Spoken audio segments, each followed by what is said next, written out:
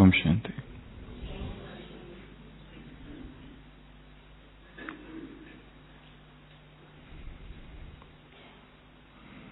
आदि शंकराचार्य का एक शिष्य विष्णु के चौथे अवतार नरसिंहदेव का भक्त था और उसने एक दिन सोचा कि मेरा जो आराध्य देव है उसे मुझे पाना है, उसके दर्शन करना है। और इस लक्ष्य से वो किसी जंगल गया, वहां एक कुटिया बनाई और वहां तपस्या करने लगा। कुटिया के बाजू में एक चट्टान पर बैठकर सारे दिन भर ध्यान मग्न।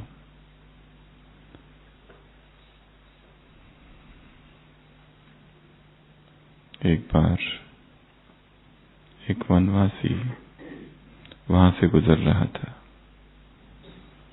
और उस वनवासी ने देखा ये कौन है, आंखें बंद कर बैठा हुआ है ये व्यक्ति। वो वनवासी बहुत भोला था। उसे धर्म की, भक्ति की, ज्ञान की, किसी भी बात की कोई खबर नहीं थी। उसे आश्चर्य हुआ इस व्यक्ति को देखकर जो बैठा है, आंखें बंद है। उसे समझ नहीं आ रहा था ये क्या कर रहा है। पर उस सन्यासी ने उस वनवासी को आकर्षित किया और वो वनवासी रोज आकर देखने लगा और इंतजार में था कि कभी तो ये आंख खोलेगा और इससे मैं पूछूंगा ये कर क्या रहा है। कई दिन बीतने के बाद एक दिन अचानक वो सन्यासी आंख खोलता है। तब ये वनवासी उससे पूछता है आप क्या कर रहे हो, आप कौन हो। सन्यासी कुछ नहीं बोलता। वो वनवासी फिर पूछता है आप करते क्या हो, आपको अगर नींद आती है तो आप अंदर जाके लेट क्यों नहीं जाते, यहां आंखें बंद करके क्यों बैठते हो। सन्यासी कहते हैं मैं नींद नहीं कर रहा हूं, मैं ध्यान करता हूं। वनवासी पूछता है ये ध्यान क्या होता है। सन्यासी कहता है तुम नहीं समझोगे। वो आंखें बंद करके फिर से तपस्या मग्न। परंतु वनवासी और ही ज्यादा आकर्षित होता है, रोज रोज आकर वहां बैठता है, देखता है। फिर पूछता है ये ध्यान क्या है। जब एक दिन सन्यासी की आंख फिर खुलती है, वो सन्यासी कहता है तुम्हारी भाषा में समझाऊं तो मेरे जो आराध्य ईश्वर है मैं उनके दर्शन करना चाहता हूं।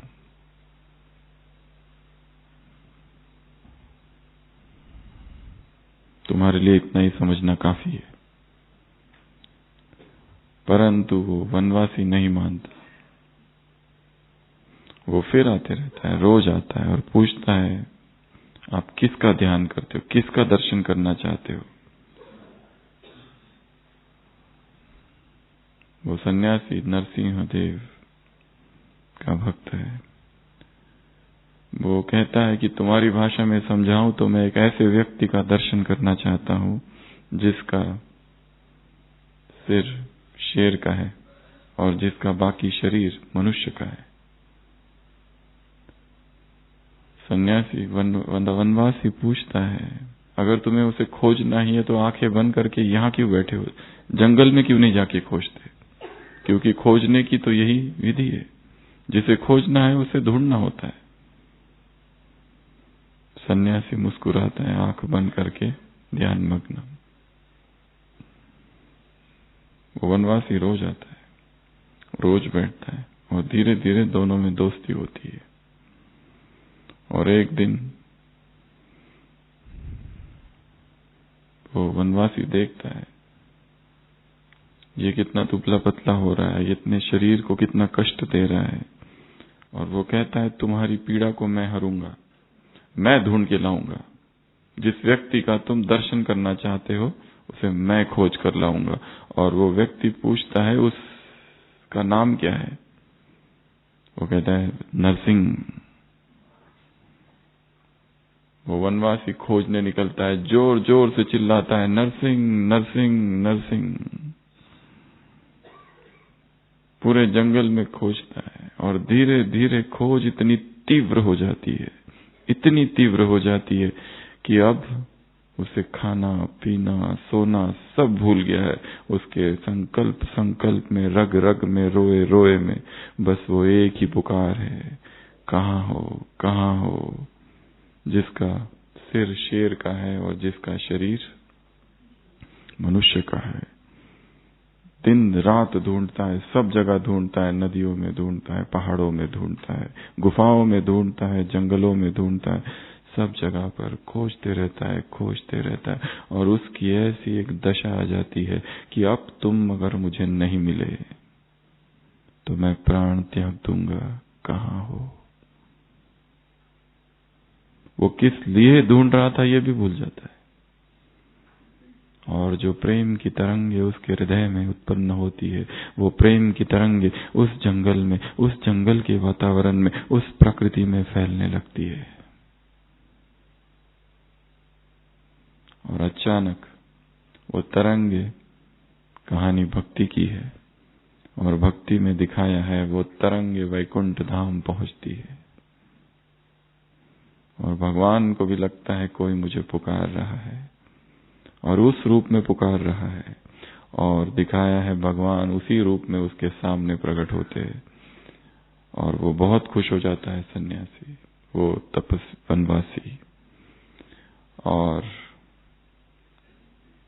वो झाड़ियों की एक रस्सी बनाता है और उस नरसिंह के गले में डालता है और उसको पकड़कर ले जाता है, वहां ले जाता है जहां वो सन्यासी तप कर रहा है, वो भक्त पुकार रहा है।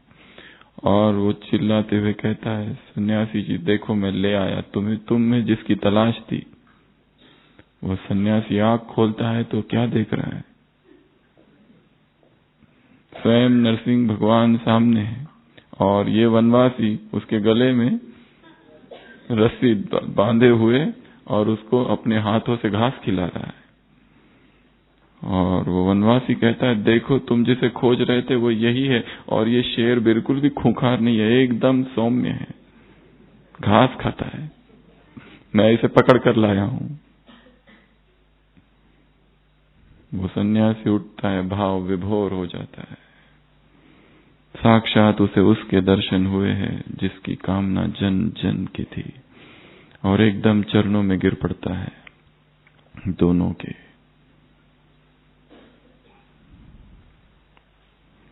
और फिर भगवान कहते हैं, मुझे इस वनवासी ने खोज कर निकाला है, क्योंकि इसका हृदय इतना शुद्ध था,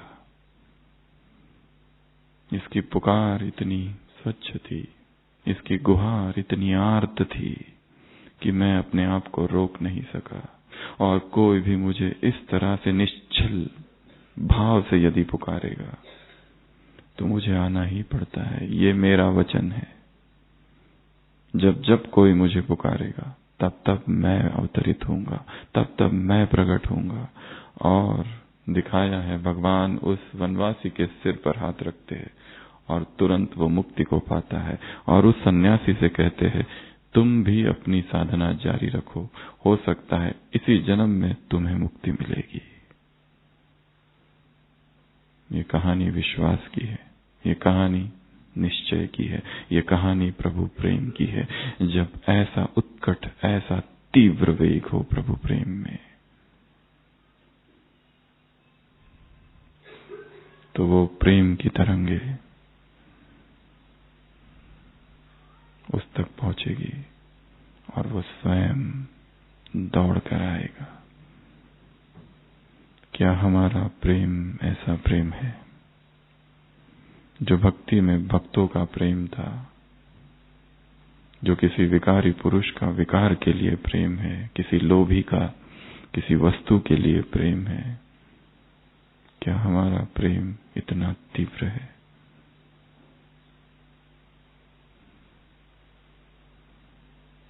उस एक के अतिरिक्त और कोई सहारा ही नहीं, उस एक में ही सब कुछ समाया हुआ। प्रभु प्रेम सबसे पावरफुल टूल है अध्यात्म का। एक है पवित्रता, एक है योग बल और तीसरा है परमात्मा प्रेम। अगर ये तीनों मिल जाए तो आत्मा को कुछ भी ऐसा नहीं जो रोके संपूर्ण बनने में। संपूर्ण ब्रह्मचर्य, संपूर्ण पवित्रता भगवान को बहुत प्रिय है। बाकी और कुछ हो ना हो, बाकी कोई गुण नहीं है, परंतु हृदय बहुत शुद्ध है और विकारों से रहित है। भगवान को बहुत प्रिय है।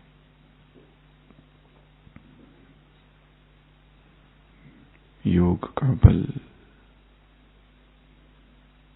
आत्मा की शक्ति कहीं पर भी व्यर्थ खर्च नहीं हो रही है, स्थिर है चेतना। और परमात्मा प्रेम संसार के सभी अनुभव कर लिए, संसार के सभी संबंधों का अनुभव कर लिया और पाया कि किसी भी संबंध में संतुष्टि नहीं है। सभी संबंधों में कहीं ना कहीं अपूर्णता है, अपूर्तता है, व्यर्थता भी है।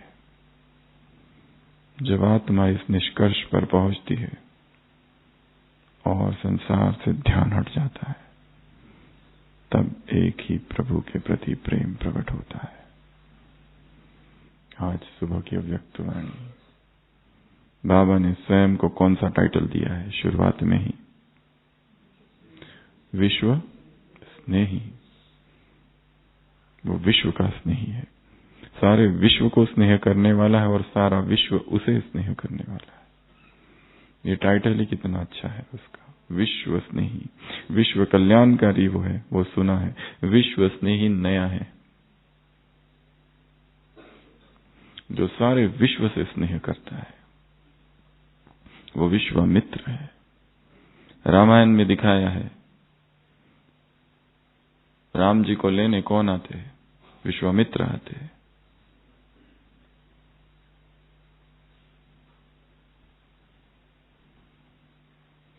वो विश्वामित्र आए इसलिए राम जी गए।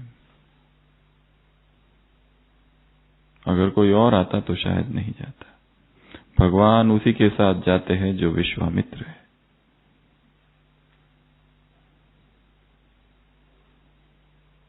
दशरथ कहता है मैं नहीं जाने दूंगा, पर राम जी जाने को तैयार है। कोई और आता तो शायद दशरथ कहते थे जाओ, राम जी कहते मैं नहीं जाऊंगा। जो विश्व प्रेमी है, जो विश्वामित्र है, जो विश्व कल्याणकारी है, जो विश्व स्नेही है, तो बाप है उन्हीं के साथ बाबा जाते हैं या रहते हैं। तो बाबा का टाइटल विश्व स्नेही, और हम सब का टाइटल किसको देख रहे हैं? विश्व स्नेही बाप, जो स्नेही है, जो साथी है, जो सहयोगी है, जो परमात्मा स्नेही है, जो परमात्मा साथी है और जो परमात्मा सहयोगी। परमात्मा जो कार्य करने आया उस कार्य में जो सहयोगी है, जो प्रभु के स्नेही हो गए और जो उसके साथ रहते। कितनी महानतम वो आत्माएं होगी। और ब्राह्मण जीवन में परिवर्तन का आधार क्या है या कारण? स्नेह, love as cause of transformation. आत्माएं ज्ञान से परिवर्तित नहीं होती है। हो सकती है अगर वो इतनी पिपासु है ज्ञान की, परंतु आत्माओं को प्यास प्रेम की है। तो यहां भी जितनी भी आत्माएं आई है लगभग सभी उस प्रेम से खींच कर आई है। उस प्रेम ने खींचा है, इतना निस्वार्थ, इतना निश्चल प्रेम। इसलिए यहां बैठे हैं, सब कुछ सहन कर रहे हैं। क्यों? प्रेम की वजह से, लव। तो आज की मुरली अव्यक्त वाणी, क्या कहा बाबा ने? क्या कहा? 3 प्रकार के बच्चे हैं। 3 प्रकार के बच्चे कहो या प्रेम की 3 सीढ़ियां कहो, एक और रूप है जिससे इसको समझा जा सकता है। एक तो 3 अलग अलग, 1, 2 और 3, परंतु एक दूसरा दृष्टिकोण भी हो सकता है कि ये 3 सीढ़ियां हैं। Step 1, step 2, step 3। जब तक स्टेप 1 नहीं तब तक स्टेप 2 नहीं, जब तक स्टेप 2 नहीं स्टेप 3 नहीं। और स्टेप 1 क्या है? स्टेप 1 सीधा समाना। पहले तो बुद्धि संसार में है, वैभव में है, व्यक्ति में है, वस्तु में है, साधन में है। इसके साथ एक चौथा जोड़ दिया, प्रभु परमात्मा। डिवाइडेड लव है। पहली स्टेप क्या है? खंडित प्रेम, जैसे खंडित चाबी का वर्णन है मुरली में, वरदान में, वैसे पहली अवस्था कौन सी है? खंडित प्रेम। ये प्रेम खंडित क्यों है? क्योंकि ये प्रेम केवल परमात्मा से नहीं है, कभी कभी इधर उधर भी जाके आता है। उसे देहधारियों के प्रेम की भी प्यास है, कभी है कभी नहीं, कभी जुड़ता है कभी टूटता है। और टूट कर कहां जाता है? व्यक्तियों में जाता है, साधनों में जाता है, वैभवों में जाता है, और वहां रहता है, और वहां भी खुशी की अनुभूति होती है, वहां भी प्राप्तियों की अनुभूति होती है। परंतु जो प्राप्तियां इधर है वो वहां नहीं। यहां की अविनाशी प्राप्ति है, वहां, यहां सर्व है, वहां थोड़ी थोड़ी है। परंतु फिर भी प्राप्तियों को भोगते भोगते प्राप्तियों के प्रति, संसार की प्राप्तियों के प्रति एक एडिक्शन निर्माण होता है, और वो एडिक्शन फिर कहता है इसकी आवश्यकता है। क्या कहता है? ये जरूरी है, ये नहीं होगा तो काम कैसे चलेगा? जैसे बीड़ी, सिगरेट, दारू, तंबाकू पीने खाने वाले जो होते हैं, व्यसनी जो होते हैं, वो व्यसन उनकी आवश्यकता बन जाता है। The addictive material become the physiological need of the addict. उसके शरीर की आवश्यकता हो जाती है वो। अगर वो उसे नहीं मिलता है तो बेचैनी होती है, विड्रॉल सिम्टम्स होते हैं। उसी तरह संसार के व्यक्ति, संसार के वैभव और संसार के साधन का यदि उपयोग किया गया तो वो क्या निर्माण करते हैं? एक व्यसन। एक व्यक्ति से एक बार बात करो, फिर दूसरी बार बात करने की इच्छा होती है, फिर तीसरी बार, फिर चौथी बार, फिर 5वीं बार, फिर 10 बार, फिर कई बार, और फिर एक अवस्था ऐसी आती है कि अब तुम्हारे बिना मैं जी ही नहीं सकता, तुम चाहिए।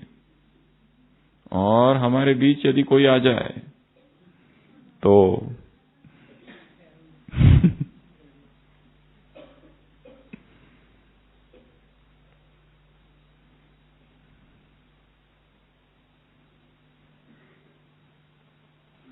व्यक्ति, साधन, वस्तु, डिवाइसेस, फैसिलिटीज, संसार में ये सबसे बड़ा दोष है कि इस संसार को भोगते ही उस भोग के प्रति आसक्ति जागती है। हम सोचते हैं हम उन भोगों को भोग रहे हैं, परंतु वास्तव में वो भोग हमें भोग रहे हैं। हम सोचते हैं, व्यसनी सोचता है कि वो दारू पी रहा है, परंतु वो दारू को नहीं पी रहा है, दारू उसे पी रहा है। भोजन को हम खा नहीं रहे, भोजन हमें खा रहा है।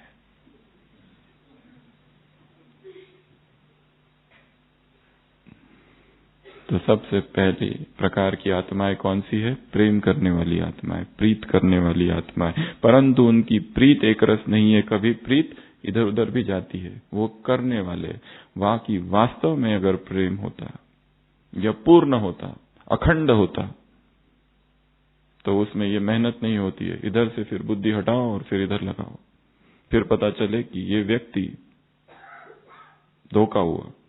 एक व्यक्ति से धोखा होता है तो फिर किससे प्रेम करता है? दूसरे व्यक्ति से प्रेम करता है, ये सोचकर कि दूसरे से धोखा नहीं मिलेगा। कितनी आशा है,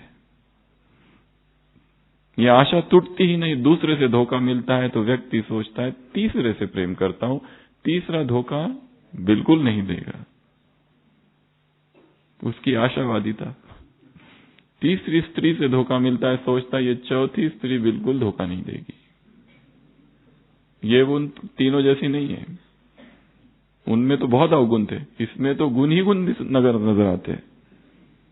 हाँ, इसमें वो अवगुण नहीं है जो उन तीनों में थे, पर इसमें नए अवगुण है, वो बाद में पता चलते हैं, और तब तक बहुत देरी हो चुकी है, और फिर खोज आती है पांचवे की, पर खोज जारी है।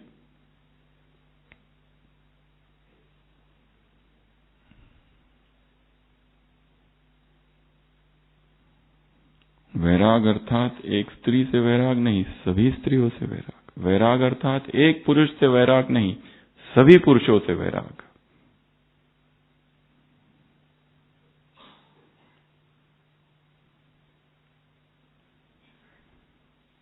और ये पक्का अंकित हो जाए चेतना पर। तो सबसे पहली आत्माएं कौन सी है? प्रेम, इधर भी प्रेम करने वाली, वो बाबा से भी प्रेम करती है, और व्यक्तियों से भी करती है, वस्तुओं से भी करती है, और साधनों से भी करती है, वैभवों से भी करती है, और फिर वहां जाती है और फिर इधर आती है, फिर टूटता है, फिर जुड़ता है, फिर टूटता है और फिर जुड़ता है, और जीवन इसमें ही बीत जाता है। दिल के टुकड़े हजार, कोई इधर गिरा, कोई उधर, टुकड़े टुकड़े हो गए। The divided love. दूसरे प्रकार की आत्मा इनसे थोड़ी एडवांस है। इन्होंने क्या कर दिया? रिटर्न रिस्पॉन्स, आशाओं को पूर्ण किया, उनको रिटर्न में गिफ्ट भी मिली, उमंग, उत्साह, हिम्मत, परंतु कभी कभी समान है और कभी कभी नहीं है। परंतु ये बहुत आगे की स्टेज है। इन्होंने अपना संपूर्ण जीवन अर्पित कर दिया ईश्वर के प्रति, ईश्वर के कार्य के प्रति, तभी तो बाबा की आशाओं को पूर्ण किया। ये साधारण आत्माएं नहीं है, ये बहुत ऊंची कैटेगरी आत्माओं की, कि जिन्होंने सर्वस्व स्वाहा कर दिया उस प्रभु प्रेम के पीछे। और बाबा से प्यार अर्थात जितनी उसकी परिभाषा है, वो सभी परिभाषा इन आत्माओं में है। बाबा से प्यार अर्थात कितनी चीजों से प्यार? 15-20 पॉइंट से उसमें। बाप से प्यार अर्थात ज्ञान से प्यार, बाप से प्यार अर्थात उसके राजयोग से प्यार, बाप से प्यार अर्थात उसकी सिखाई हुई धारणाओं से प्यार, बाप से प्यार अर्थात सेवा से प्यार, बाप से प्यार अर्थात उसके यज्ञ से प्यार, बाप से प्यार अर्थात उसके परिवार से प्यार, बाप से प्यार अर्थात उसके अवतरण भूमि से प्यार, इस मधुबन से प्यार, उस सूक्ष्म वतन से प्यार, उस परम धाम से प्यार, उस आने वाली राजधानी से प्यार। बाप से प्यार अर्थात मम्मा से प्यार, बाबा से प्यार, बाप से प्यार अर्थात दादियों से प्यार, बाप से प्यार अर्थात उसकी जो मेन सेल्समैन है, सेल्सवुमन, सेल्समैन, उन टीचर बहनों से प्यार। बाप से प्यार अर्थात एक एक ब्राह्मण से प्यार, बाप से प्यार अर्थात इस यज्ञ से प्यार, बाप से प्यार अर्थात यज्ञ की एक एक वस्तु से प्यार, बाप से प्यार अर्थात उसके नाम से प्यार, उसके रूप से प्यार, उसके कर्तव्यों से प्यार, वो जो कुछ करता है उससे प्यार, उसके बोल से प्यार, उसकी वाणी से प्यार, उसके साकार अव्यक्त महावाक्यों से प्यार। बाप से प्यार अर्थात इस संसार की हर आत्मा से प्यार, क्योंकि सभी उसी की संतान है। बाप से प्यार अर्थात प्रकृति के तत्व से प्यार, बाप से प्यार अर्थात पशु जगत से प्यार, सभी से प्यार, कोई भी इसमें छूटा हुआ नहीं है। बाप से प्यार अर्थात वाइडनिंग द कॉन्शियसनेस, बाप से प्यार अर्थात चेतना इतनी विराट हो जाए कि उस विराटता में सब कुछ समाया हुआ है। किससे घृणा करे, किससे नफरत करे, ऐसा कौन है? वो हर एक प्रभु प्रेम का पात्र है और हर एक प्रभु को प्रिय है। बाप से प्यार अर्थात और एक चीज से प्यार, एक चीज छूटी है, कौन बताएगा? Drama, right. बाप से प्यार अर्थात इस ड्रामा से प्यार, और ड्रामा में भी ड्रामा के एक एक सीन से प्यार। बाप से प्यार अर्थात ये नहीं, ये सीन बाबा हटा दो बाकी ठीक। ये 2 सीन खाली ठीक नहीं है जीवन के, ये 2 सीन बहुत दुखदाई है, दर्दनाक है। सब सीन अच्छे हैं। माताओं से मुलाकात, आज की मुरली, मौज में रहने वाली हो या मूंझने वाली हो। अज्ञानियों का काम है मूंझाना, और तुम्हारा काम क्या है? मौज में रहना। तो बाप से प्यार अर्थात ड्रामा से प्यार, ड्रामा के एक एक सीन से प्यार, ड्रामा के एक एक रहस्य से प्यार। ड्रामा से प्यार अर्थात उन रहस्यों से प्यार जो अब तक प्रकट ही नहीं हुए, अनसुलझी जो रहस्य है, उद्घाटन उनका हुआ ही नहीं है अभी। तो ये सारी क्वालिफिकेशन, ये सेकंड कैटेगरी की जो आत्माएं है, कैटेगरी 2, ये सब फुलफिल करेगी, तभी तो उनको रिटर्न, रिस्पॉन्स, सारी आशाओं को पूर्ण करने वाली है। हाँ, वो कई बार बाप समान स्थिति में है, कई बार नहीं भी है, परंतु नहीं भी है फिर भी उनके द्वारा श्रेष्ठ सेवा तो हो ही रही है। ये बहुत उच्च कोटि की आत्मा है, और ऐसी आत्माओं की इस यज्ञ में कमी नहीं है। असंख्य आत्माएं हैं जो इस कैटेगरी की है। और तीसरी समान कौन सी है? स्टेप 3। अगर वो स्टेप 1 है, स्टेप 2 है, तो ये स्टेप 3 है। वहां से चालू किया, बाबा से प्यार और वस्तुओं से भी प्यार, वैभव से प्यार, फिर धीरे धीरे प्यार बढ़ता गया तो जीवन को ही अर्पित कर दिया। पर समान अभी तक बने नहीं, बनते हैं कभी कभी। तीसरी कैटेगरी कौन सी है? समाये हुए हैं। ऐसे समाये हुए कि जुदा होना मुश्किल है, ऐसे समाये हुए हैं कि मंजिल समाना सहज है, दूर होना मुश्किल है, जुदा होना मुश्किल है, मेहनत नहीं है। बाप समान आत्माएं, बाप के प्रेम में समाई हुई आत्माएं, अर्थात खोई हुई आत्माएं, डूबी हुई आत्माएं। एक बाप दूसरा ना कोई, जान लिया है, स्पष्ट अनुभव कर लिया है, ये रचता है, ये रचना है, ये बीज है, ये टाल टालिया है। टाल टालियों में क्या है?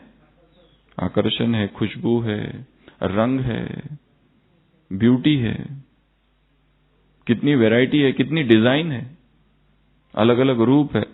बीज में क्या है? तू सा बीज, कितना प्यार करे इससे, कभी दिखता है कभी नहीं दिखता है, एक ही बस बिंदु। और हमें क्या चाहिए? वैरायटी, फूल चाहिए, फल चाहिए, टाल टालिया चाहिए, डिजाइन चाहिए। और वो कहां से मिलती है? आत्माओं से।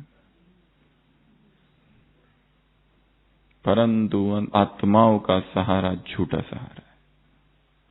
वो रचता है, ये रचना है, वो बीज है, ये विस्तार है। विस्तार में भटकाव है, बीज में एक रास्ता है। तो तीसरे प्रकार की आत्माओं के लक्षण क्या क्या है? जुदा नहीं होते, मेहनत नहीं करनी पड़ती है, कंप्लीट प्रेम, अनडिवाइडेड लव है। क्या कहा बाबा ने? संपूर्ण प्रेम है उनको, साधनों में, व्यक्तियों में। साधनों के प्रति क्या भावना होती है? बहुत अच्छी बात लिखी है मुरली में आज की। साधनाओं के लिए क्या? साधनों के लिए निमित्त मात्र होकर कार्य में लगाएंगे या साक्षी होकर कार्य में लगाएंगे। ऐसा नहीं कि साधनों से दूर भागेंगे, साधन है भागो, साधनों से डरेंगे नहीं, साधनों से दूर नहीं भागेंगे, साधनों के प्रति आसक्त नहीं होंगे, साधनों के बगैर भी काम चलाएंगे, पर है तो उनका प्रयोग करेंगे। और प्रयोग किस लिए करेंगे? सेवार्थ करेंगे। और किस भाव से करेंगे? डिटैच्ड ऑब्जर्वर, साक्षी। लाखों करोड़ों रुपए है आज, प्रयोग कर रहे, कल कुछ भी नहीं है, स्थिति सेम। आज चीजें हैं, कल नहीं है, सेम। क्योंकि हमारी खुशी साधनों के आधार पर नहीं है। इवन सेवा के भी आधार पर नहीं है, या फिर किसी स्थान के भी आधार पर नहीं है। आज मधुबन में है, कल कहीं और होंगे, खुशी सेम। आज इस प्रकार की सेवा कर रहे, कल वो सेवा ना होगी, कोई और सेवा होगी, खुशी सेम। आज ये व्यक्ति साथी है, कल वो नहीं होगा, खुशी सेम। आज इस डिपार्टमेंट में, कल वो डिपार्टमेंट चेंज, स्थान change, department change, incharge change, साथी चेंज, जूनियर चेंज, साधन चेंज, खुशी सेम। योगी अर्थात जो आत्मा में रमन करता है, उसकी खुशी आत्मा में है, स्व में है, और आत्मा में जो सुख है और कहीं नहीं है। संतुष्ट सततम योगी। भक्ति मार्ग में क्यों सन्यासी, योगी, तपस्वी, तीर्थंकर बैठे रहते थे? उन्हें क्या मिल रहा है? बुद्ध की प्रतिमा देखिए, बुद्ध बैठे हैं, वो कुछ भी नहीं कर रहे। ऐसा हो क्या, कुछ तो ऐसा मिल रहा होगा जो बाहर नहीं है। महावीर को देखा है कैसे बैठे, ध्यान मग्न, कुछ तो ऐसा उसको मिल रहा है जो बाहर नहीं है। और वो सोए भी नहीं है।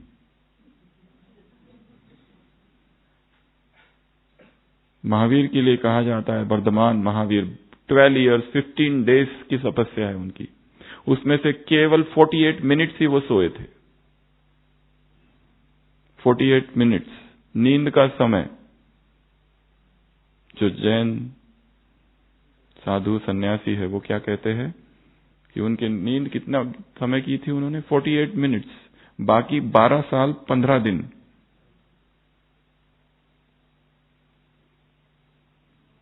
क्या था? चेतना आत्मा में मगन, स्व में मगन थी। यहां पर ही सब कुछ है, बाहर का कुछ भी नहीं चाहिए।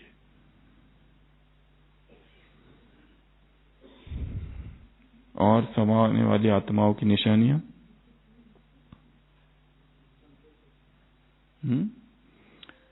साधन, वैभव और व्यक्ति, इन तीनों से के प्रति आसक्त नहीं है, तीनों पर निर्भर नहीं है। आधार और सहारा ये दोनों भी नहीं है। उनके जीवन का आधार ये नहीं है, सहारा ये नहीं है। झूठा आधार है ये। और माया क्या करती है फिर? ऐसे ऐसे संकल्प लाती है। जो पिलर्स बनते हैं वो पिलर कैसे होते हैं? आर्टिफिशियल, डिसेप्टिव, धोखे देने वाले पिलर्स, झूठे पिलर्स। और क्या है वो पिलर्स? ये तो चलता ही है, संपूर्ण कौन बना है, पुरुषार्थी है, ये बड़े भी ऐसा ही करते हैं। ऐसे ढेर सारे अलग अलग अलग अलग संकल्प आते हैं, आत्मा को कमजोर कर देते हैं। क्षमा में होगा तो करेंगे, देख लेंगे, अभी टाइम बहुत बड़ा है। इसमें टाइम के लिए भी कहा है आगे।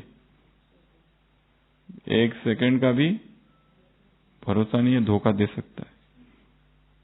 24 घंटे में से 2 ही मिनट आलस के थे, उस 2 ही मिनट आलस के या विकार के 2 मिनट में ही मृत्यु आ गई तो अंतमति सो गति। एक व्यक्ति खड़ा हुआ है छत पर, नीचे देखा उसका मित्र आया है, वो कहता है हेलो मैं आ रहा हूं तुमसे मिलने, तब तक अंदर आओ। सीढ़ियों से उतरते उतरते हार्ट अटैक, डेथ, खत्म। अब ये भी कहता है मैं आ रहा हूं तुमसे मिलने, और अभी अभी खलास।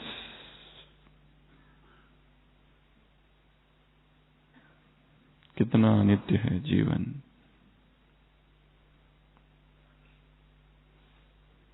अध्यात्म अर्थात दिस मोमेंट, अब इस समय में क्या हूं, दिस मोमेंट।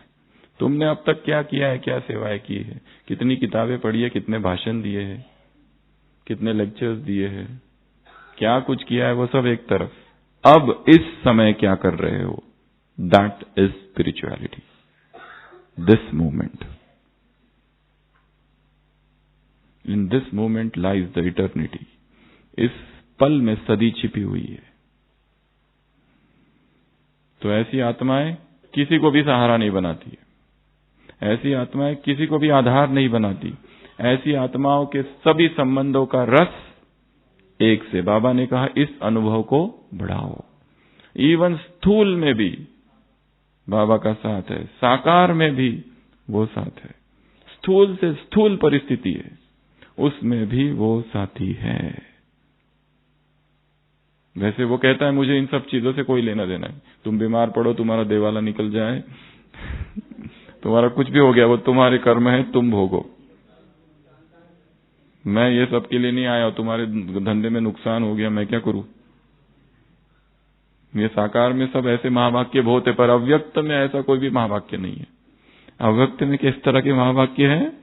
बाप को पुकारो आ जाओ तो मैं मदद के लिए आ जाऊंगा। हाँ जी हजूर,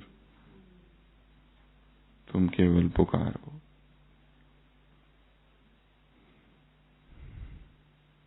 एक साधु नदी पार कर रहा होता है और नदी पार करते करते जो कैचमेंट एरिया होता है नदी का, वो एक क्षेत्र होता है, वहां पर अचानक तेज नदी का बहाव हो जाता है, नदी उफान पर आ जाती है और उसके गले तक पानी आ जाता है। वो उसे तैरना आता है, परंतु पानी का प्रवाह इतना ज्यादा है कि वो अपने आप को रोक ही नहीं पाता, तैरना वो समझता नहीं उसे क्या करूं मैं। और एक लकड़ी की खूंटी उसे दिखती है, उसको वो टाइट पकड़ लेता है। पानी उसके गले तक बह रहा है और जोर से बह रहा है, वो उसको पकड़ते रहता है। शाम का समय होता है और धीरे धीरे अंधेरा हो जाता है। अब तो उसे समझ नहीं आता है क्या करूं, और पकड़ के रहता है, रात भर पकड़ के रहता है। हाथ सुन्न हो जाते हैं, हाथों में दर्द होने लगता है। आखिर कहता है प्रभु अब तेरे हाथ में है सब कुछ, जो करना था करके देख लिया, अब तू चाहता है यदि मैं जिंदा रहूं तो ठीक, या फिर ओम शांति, तेरे ऊपर छोड़ दिया है सब कुछ। और पकड़े पकड़े पकड़े पकड़े पकड़े थकान, हाथ छोड़ देता है। और जैसे ही हाथ छोड़ देता है वो देखता है तब तक नदी का पानी कम हो चुका है, और वो जैसे ही हाथ छोड़ता है पानी यहां तक आता है और बस थोड़ी फुट की दूरी पर जमीन होती है, उसके पैर जमीन पर। और देखता है वो लकड़ी का खूंटा एक पेड़ की डाली थी, बच जाता है। वो हमेशा से ही थी, इतनी ही जगह थी बस, वो लटका था ऊपर, पर उसे पता नहीं था। पर जब मन में ये भाव आया सब कुछ अब तेरे प्रति समर्पित करता हूं, तब अचानक उसने छोड़ भी दिया और रक्षा भी हो गई। रक्षा पहले भी हो सकती थी, परंतु वो भाव तब तक नहीं जागा था। तो चेतना में वो भाव जग जाए कि जो करना था सब कर लिया, नाउ यू, टोटल सरेंडर, संपूर्ण समर्पण, संपूर्ण प्रेम है। संपूर्ण समर्पण ही संपूर्ण प्रेम है। प्रेम किसी शर्त को नहीं जानता है, प्रेम मांगने की भाषा नहीं जानता, प्रेम को कुछ भी नहीं चाहिए। प्रेम क्या जानता है? देना, बांटना, स्वाहा हो जाना। तो तीसरे प्रकार की आत्माएं की चर्चा चालू थी। समाने वाली कैसी है? जुदा नहीं होती है, मेहनत नहीं है, संपूर्ण प्रेम है, कोई सहारा नहीं, कोई आधार नहीं, एक ही सहारा, एक ही आधार, और स्थूल में भी उसी का सहारा, साकार में भी उसी का साथ। किसका? जो निराकार है। साकार में भी अनुभव किसका? जो निराकार है। स्थूल कर्म में भी उसी का साथ, उसी का अनुभव, उसी के प्रति समर्पण भाव, और कोई संकल्प नहीं, कोई कमजोर संकल्प नहीं, कोई आर्टिफिशियल पिलर नहीं, कोई माया को आने का चांस नहीं। ये सभी बातें थर्ड टाइप की आत्माओं में। बाबा ने पूछा है मैं कौन? तुम सोचो अब इन तीनों में से हम कहां हैं? तो उत्तर क्या है? पहले में है या जीरो में है? ये तो 1 2 3, उसके नीचे भी कुछ है, और जीरो, और जीरो के नीचे में भी है निगेटिव, जो विकर्म किए जा रहे हैं, जो दूसरों को दुख दिए जा रहे हैं। श्रीमत तो चलना तो छोड़, श्रीमत को तोड़ मरोड़ करके अपने अनुसार चला रहे हैं। वो भी अवस्था है। या फिर यज्ञ की डिससर्विस कर रहे, विरोध कर रहे, अपोजिशन कर रहे, निंदा कर रहे, ग्लानि कर रहे ब्राह्मणों की, ये भी अवस्था है। ये नीचे की अवस्था है, वो वाले भी है और सब इधर ही है। कौरव और पांडव एक ही परिवार से थे। महाभारत का युद्ध किसमें हुआ? भाई भाई में। मैं कौन? हमारा एक एक संकल्प और एक एक सेकंड विशेष है। इसी मुरली में कहा ना आगे, दादियों से भी कहा, अथकपन को देखकर दूसरों में क्या होता है? उमंग उत्साह होता है।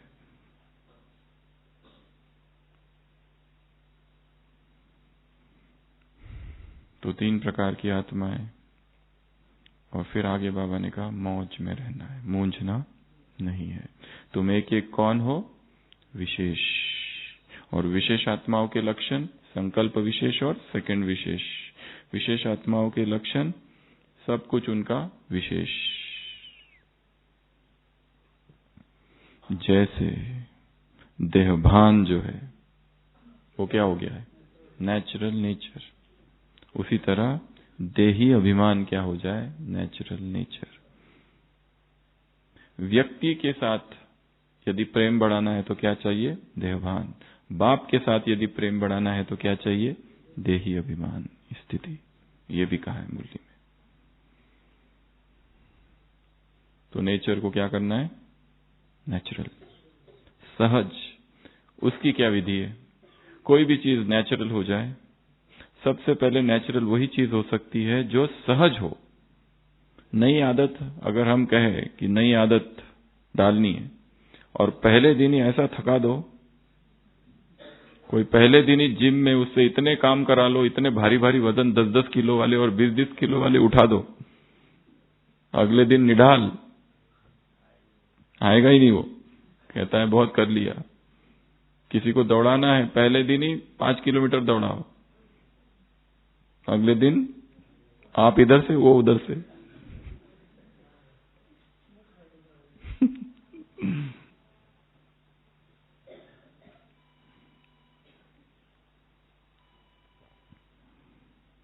तो आदत वही बनती है जो सहज हो। आदत तब बनेगी जब वो रिपीट करेंगे। आदत दोहराओ अगर किया जाए तो आदत बनेगी। आदत तब बनेगी जब practice practice practice, repetition repetition repetition. आदत तब बनेगी जब उसको रिवाइज करते रहेंगे, उसकी चर्चा करते रहेंगे, उसके बारे में ज्यादा से ज्यादा जानते जाएंगे। फिर उसमें क्या क्या दोष, क्या क्या कठिनाई है, उस पर काम करेंगे। क्योंकि कोई भी महान लक्ष्य बिना मेहनत के पाया नहीं जा सकता। अगर मिल जाए तो उसका कुछ मजा भी नहीं। इतना महान लक्ष्य है संपूर्णता, उसके लिए कोई भी मेहनत नहीं होगी। तो अगर मिल भी जाए तो क्या फायदा? और मिलेगा तो नहीं, पर मिल भी जाए तो मजा नहीं आएगा। और क्या कहा इस मुरली में बाबा ने?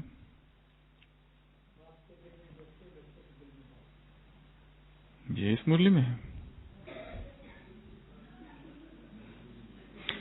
जो समाई हुई आत्मा है उनके लिए एक लक्षण और भी है। उनके संकल्प से, उनके चेहरे से, उनके मुख से क्या दिखाई देगा? एक बाप दूसरा न कोई,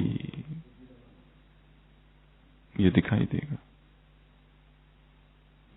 और मौजों में रहने के लिए कहा है। मौज को जीवन बनाना है। मौज अर्थात खुशी। उदाहरण भी है रमणीकता। किसी का स्वभाव ही रमणीक होने का है, कितनी भी सीरियस कंडीशन हो, कितनी भी सीरियस, उसमें क्या करेगा वो? जोक्स। उसके लिए हंसी की बातें हैं वो सारी। और जीवन को ऐसे ही जिया जाता है।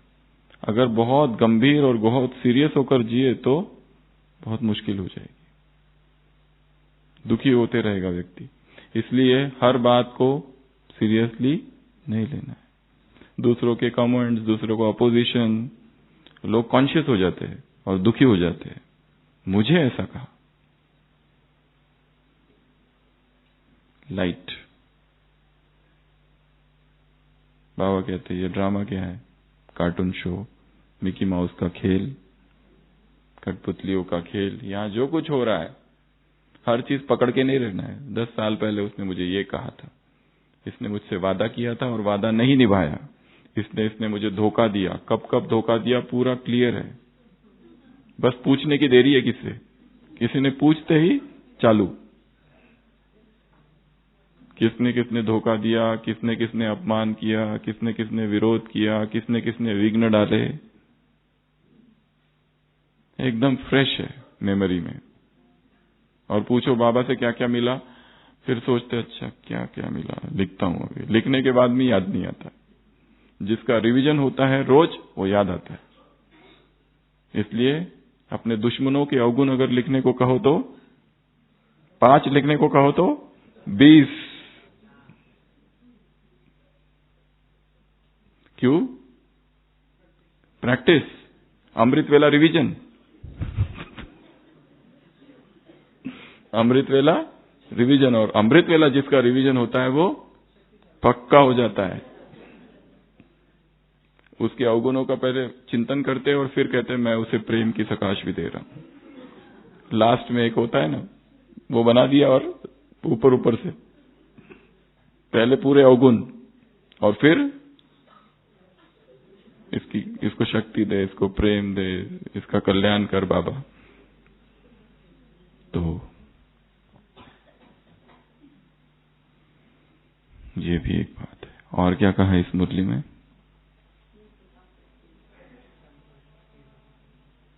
स्व सेवा और साथी सर्व और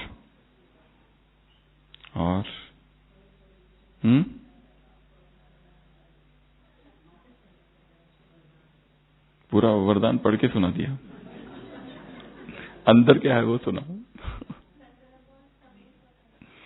समय संकल्प। बाबा ने कहा तुम साधारणता को छोड़ो और किसको अपना स्वभाव बनाओ?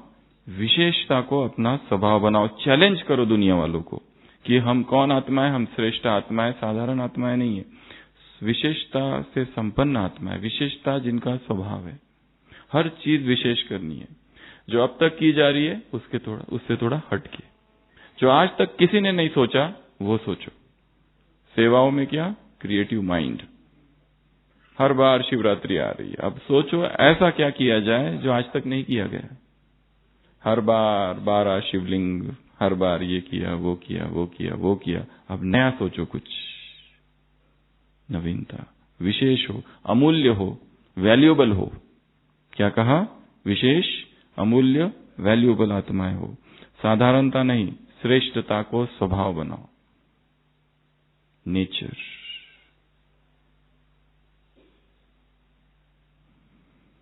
एक व्यक्ति बहुत घमंडी होता है और वो भगवान को सोचता है मैं भगवान को भोग लगाऊं,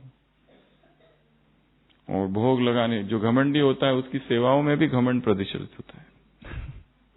हर जगह वो निकलता है बाहर, और वो भोग लगाना है तो ऐसे वैसे थोड़ी लगाएंगे जैसे साधारण लोग लगाते।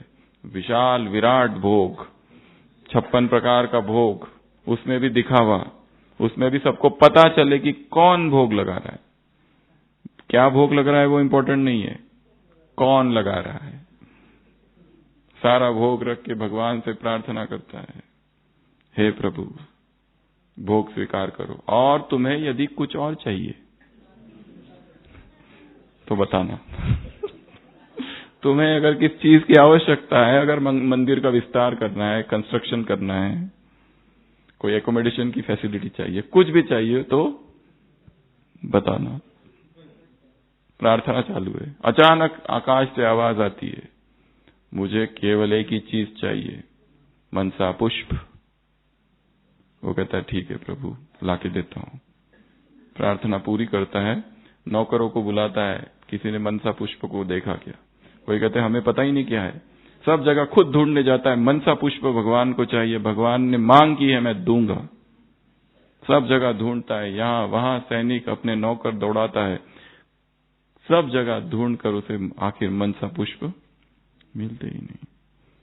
और आखिरकार वो मंदिर में आता है और भगवान से कहता है मैं पराजित हुआ, मैं हार गया, पर मुझे पता नहीं मनसा पुष्प कहाँ मिलते, आप ही बता दो मनसा पुष्प कहाँ है या क्या है। भगवान कहते बस यही है, मनसा पुष्प क्या है? यही आत्मा का समर्पण भाव, यही आत्मा का प्रभु के लिए प्रेम। तो आज की सारी मुरली प्रेम पर है। तो अभी सबके लिए एक होमवर्क दे रहे हैं, बाबा से प्रेम कैसे बढ़ाए। इसकी क्या लिखनी है? कल विधि। कल अमृत वेले किस पर चिंतन करेंगे? प्रेम कैसे बढ़ाऊं। और किससे पूछेंगे? उसी से पूछो, उसके अतिरिक्त तो कौन बताएगा? बाकी लोग जो भी बताएंगे कुछ ना कुछ गड़बड़ी होगी उसमें। उसको ही पूछो कि तुमसे प्रेम करना है, तुम ही बताओ, काम तुम्हारा है, तुम्हारे लिए, यू टेल। और जब तक नहीं बताओगे मैं हिलूंगी नहीं, और जब तक नहीं बताओगे मैं हिलूंगा नहीं। तुमको हिला के रहूंगी। बताओ बताओ, तुमसे प्रेम कैसे करूं, क्या करूं कि ये प्रेम इतना विराट हो जाए, इतना फैल जाए, इतना विस्तार हो जाए इस प्रेम का कि देहधारियों के प्रति जो प्रेम के गांव बना के रखे वो सारे इस बाढ़ में डूब जाए। प्रभु प्रेम का तूफान, प्रभु प्रेम की आंधी और प्रभु प्रेम का सुनामी आ जाए। कहां? हृदय में। ऐसा क्या करूं बाबा, तुम बताओ। ऐसे प्रेम के सुनामी लाने वाली आत्माओं को, ऐसे बाप की याद में प्रेम में समाई हुई आत्माओं को, ऐसे स्नेही सहयोगी साथी आत्माओं को, ऐसे विश्व स्नेही आत्माओं को, ऐसे संकल्प सेकंड विशेष ऐसी आत्माओं को, ऐसे हर घड़ी अंतिम घड़ी अंतमति सो गति, ऐसे आकर्षण मुक्त आत्माओं को, साधन को सहारा न बनाने वाली आत्माओं को, व्यक्तियों को सहारा न बनाने वाली आत्माओं को, ऐसे वैभव को सहारा न बनाने वाली आत्माओं को, ऐसे एक बल, एक भरोसा, एक सहारा, एक आधार, ऐसे क्या निभू, क्या करने वाली? आत्मा में ही रमन करने वाली आत्मा को, ऐसी स्थूल में भी सूक्ष्म का, सूक्ष्मतर सूक्ष्मतम परमात्मा का अनुभव करने वाली, ऐसे बेहद के वैरागी आत्माओं को, ऐसे विशेषता को अपना नेचुरल नेचर बनाने वाली आत्माओं को, ऐसे संतुष्ट आत्माओं को, ऐसे खंडित प्रेम नहीं अखंड प्रेम, खंडित चाबी नहीं अखंड चाबी वाली आत्माओं की, साकार से भी और निराकार से भी प्रेम करने वाली आत्माओं को, ऐसे रथी रथ को प्रेम करने वाली आत्माओं को, ऐसे बीज से प्रेम करने वाली आत्माओं को, बीज में ही सब कुछ समाया हुआ है, उस बीज में ही सारा वृक्ष समाया हुआ है, सारी टाल टालियां, सारा कुछ उस बीज में चैतन्य बीज है। उस बीज से संबंध जोड़ने वाली आत्माओं को, रचता से संबंध जोड़ने वाली आत्माओं को, रचना को आधार न बनाने वाली आत्माओं को, ऐसे उमंग उत्साह में रहने वाली आत्माओं को, उमंग उत्साह और हिम्मत की गिफ्ट बाप से लेने वाली आत्माओं को, ऐसे उसको रिस्पॉन्ड और रिटर्न देने वाली आत्माओं को, उसके समान बनने वाली आत्माओं को, ऐसे उससे जुदा न होने वाली आत्माओं को, ऐसे न मूंझने वाली आत्माओं को, मौजों में रहने वाली आत्माओं को, ऐसे संतुष्टता का सर्टिफिकेट, ऐसे